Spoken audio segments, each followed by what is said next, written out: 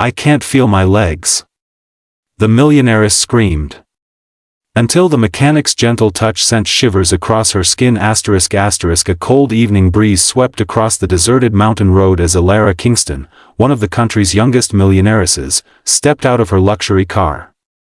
The engine had died halfway up the hill, right when she needed to reach her private villa before a crucial midnight investor call. Her heels clicked sharply on the asphalt, her expensive beige coat fluttered around her legs, but something felt wrong. A strange numbness was creeping down her thighs. "Not now, please, not now," she whispered, clutching the car door. Elara had been hiding her secret for months, a stress-triggered neurological condition that occasionally caused her legs to go weak. But today it came with no warning. No dizziness. No headache. Suddenly, her legs gave out. Elara collapsed beside her car, pain shooting through her back. Panic suffocated her chest. I can't feel my legs," she cried, her voice shaking as she tried to drag herself upright. Only the mountain wind answered, until a pair of headlights approached, slow and steady. A rugged pickup truck stopped beside her car. From it stepped a man covered in engine grease, with broad shoulders, a jaw sharp enough to cut stone, and eyes the color of deep amber. Mason Hale, a local mechanic known for fixing every vehicle on the mountain roads. He froze when he saw her lying on the ground. "Ma'am, are you hurt?" he asked, rushing to her side. Elara tried to push herself up, but her muscles refused. "My legs. I can't feel them," she gasped. Mason knelt beside her, his rough hands hovering uncertainly. "Did you fall? Hit your back? Can you move your toes?" She tried, but nothing happened. Tears gathered in her eyes, more from fear than pain. "I don't know what's wrong," she whispered. "It's okay," Mason said in a calm, deep voice. "You're safe now. I won't let anything happen to you." He slid one arm behind her back, another under her knees, lifting her effortlessly off the cold ground. His warmth instantly eased the trembling in her chest. "Just breathe," he murmured as he carried her to the passenger seat of his truck. Inside the truck the heater hummed. The interior smelled faintly of oil and cedarwood. Elara watched the mechanic's hands as he drove, strong, steady, capable. The kind of hands she'd never trusted anyone to touch her with. She swallowed. "I'm not usually like this." Mason glanced at her. "Nobody expects to collapse on the side of a mountain. You don't have to explain anything." His kindness made her chest tighten. Most people saw her money before they saw her beauty, her fear, her flaws, but Mason saw a human being first. At his workshop the truck rolled into a warm, softly lit auto shop at the base of the hill. Tools hung neatly along the walls. A space heater glowed in the corner. "I'll take a look at your legs," Mason said. "I'm not a doctor, but I've treated enough mountain injuries to know what's serious." Normally, Elara would never allow a stranger to touch her. But something in his voice, gentle, grounded, made her trust him. He helped her onto a padded workbench. Her breathing quickened. "What if I can't walk again?" Mason placed a steadying hand on her shoulder. "You're going to be okay. Let me check." "Yeah." She nodded, the touch that changed everything. Mason knelt in front of her, his calloused hands moving slowly, carefully along her calves.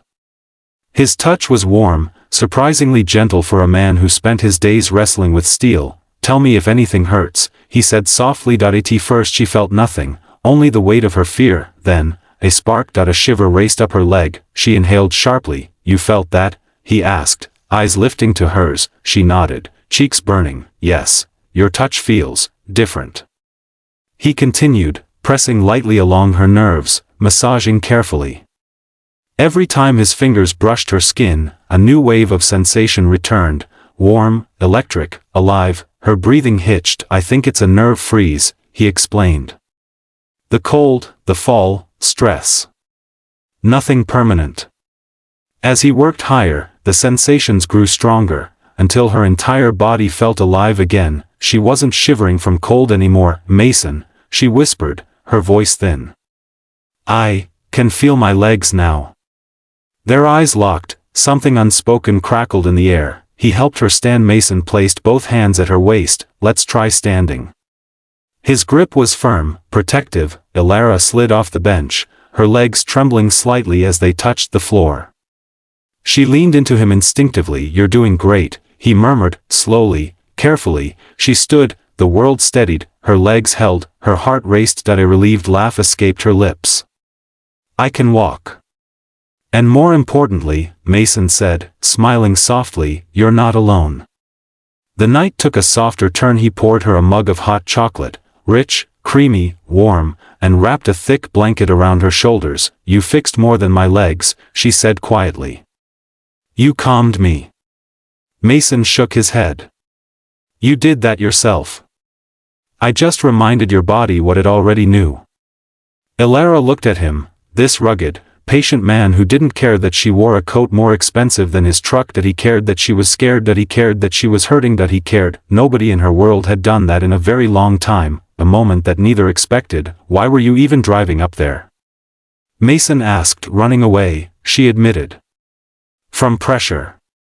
From people. From everything expected of me." He nodded slowly. "Everyone needs someone who sees them, not their money."